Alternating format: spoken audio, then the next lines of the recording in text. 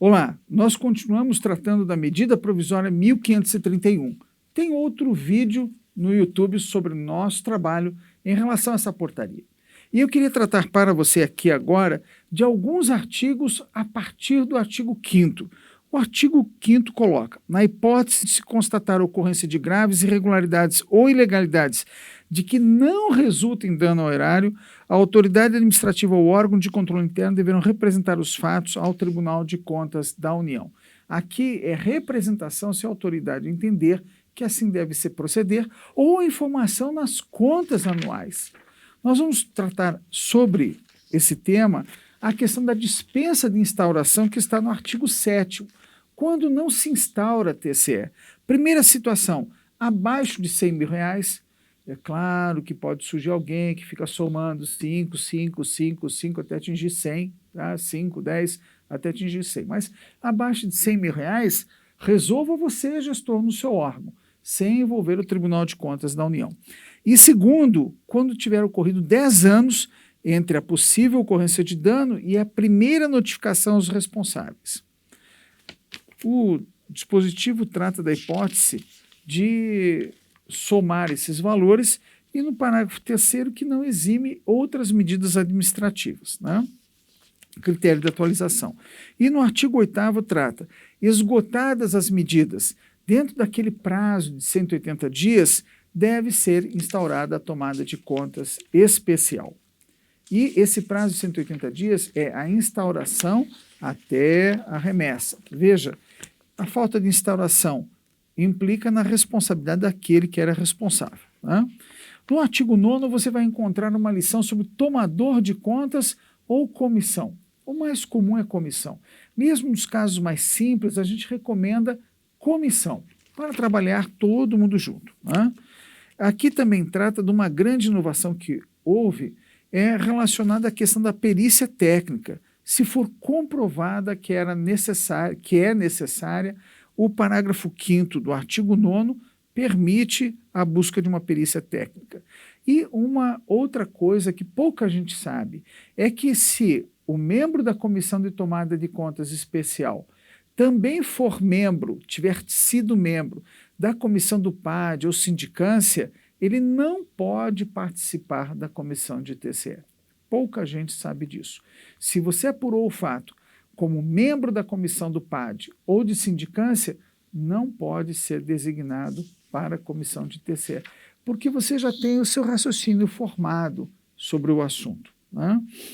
O artigo 10 traz as competências dos membros da Comissão de Tomada de Conta Especial, entre os quais está exercer com imparcialidade as suas funções e recomendar medidas assecuratórias para a preservação e zelo do patrimônio público. No artigo 11, uma boa inovação, que são as prerrogativas da comissão. Ela pode requisitar informações, fixar prazo para ser atendido, ter acesso a sistemas informatizados e representar a autoridade administrativa. Lembre-se que esse acesso a sistemas informatizados a gente faz fornecendo senha específica para o membro da comissão de TCE, nunca emprestando a sua senha para os membros da comissão de TCE, porque a responsabilidade de acesso e a rastreabilidade tem que ser assegurado.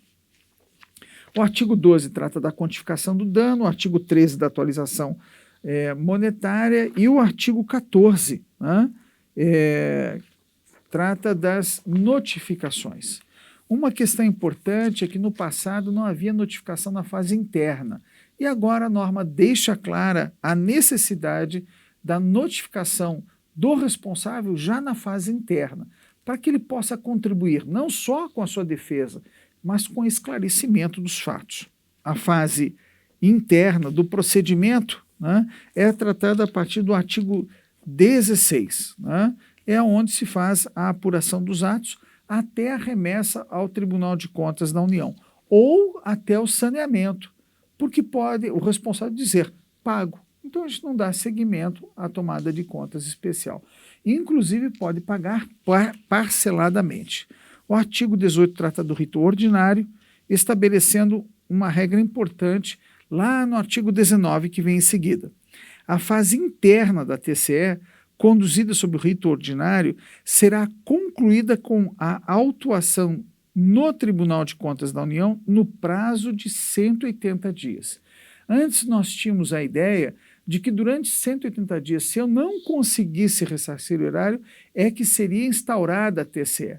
Com o artigo 19 dessa portaria, fica claro que, da ocorrência do dano até a entrega da TCE ao TCU, devem decorrer o prazo máximo de 180 dias. Então, não tenho 180 dias para apurar o dano. Não, o fato agora, a norma está abrangendo até o período da remessa.